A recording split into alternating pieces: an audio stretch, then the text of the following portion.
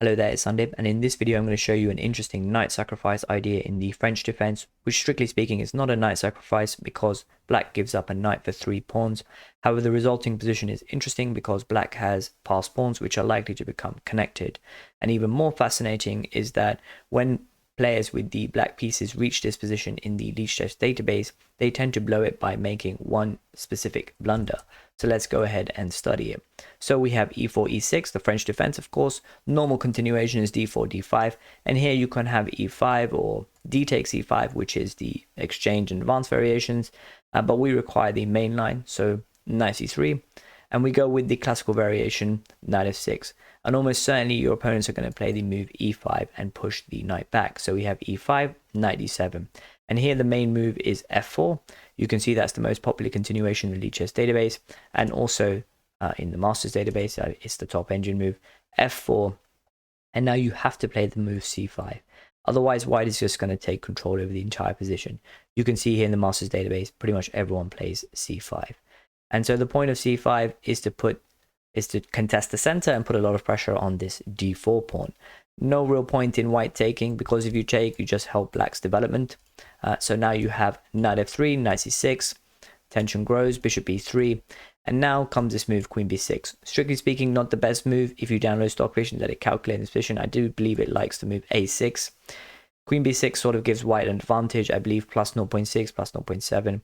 But outside of the elite level, outside of classical time controls, what does this matter really? And queen b6 basically puts more pressure on this d4 square.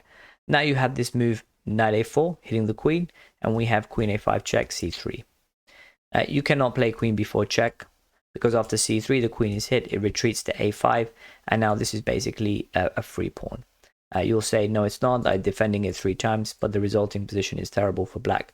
After knight takes c5, knight takes c5, d takes c5, bishop takes c5, we have the fork b4. The queen is hanging, and now you have to play knight takes b4, and after c takes b4, bishop takes b4. I believe white is up the exchange, and if you turn on the engine, black is losing. So not a good idea to play queen b4 check in this position. So we go queen a5 check, c3, this protects the knight. And now comes this move, c takes d4. And in this position, you cannot take this pawn. So this is a great example of a position you need to give to anyone who tells you that openings don't matter. Once you go over the basics of chess, you focus on tactics the whole time, forget about openings. This position is quite counterintuitive because it looks very natural, looks very easy to kind of take this pawn. It is being attacked 3 times. What's the harm? And the harm is that after everything is said and done, white gets into a losing position. So after knight takes d4, knight takes d4, bishop takes d4, we have the move b5. This knight pretty much has nowhere to go. You could say I'll put it on c5 and then whatever takes it, I'm going to deliver the fork. But even if you follow that through, white gets into a bad position. So after knight c5, knight takes c5, we have the fork b4. The queen has to retreat. Let's say queen c7. And now you have, say, bishop takes c5, bishop takes c5. And now the move, bishop b5 checks, free pawn, take it. I believe the top engine move is king e7, and now you have b takes c5, queen takes c5, the bishop is hanging, let's say it retreats, bishop d3, now this pawn is hanging, white cannot castle, and if you turn on the engine, black is winning, albeit slightly. So not a good idea in this position to play after c takes d4 to go ahead and take it. And you can see some 1 in 4 players in the Lichess database do take that pawn, and the win rates for black is very, very high. White's win rate is only about 37%, so not a good idea. And if you were to filter out some of the top players and leave, say, some of the lower rated players in, you'll see that the number of people actually taking that pawn grows. The main move here is b4. And so now we reach the point where the knight sacrifice happens. The queen is hanging. If you turn on Stockfish, it wants you to retreat the queen. But you can play this move, knight takes b4. And after c takes b4, bishop takes b4, this bishop is hanging because of the pawn. So you have to block the check with the bishop. So say bishop d2, bishop takes d2, knight takes d2. Obviously not queen takes d2, because then this knight would be hanging. So we have knight takes d2. And after everything is said and done, material is equal, but black does have these passed pawns in the center. And you'll see, I'll show you how these become connected as well.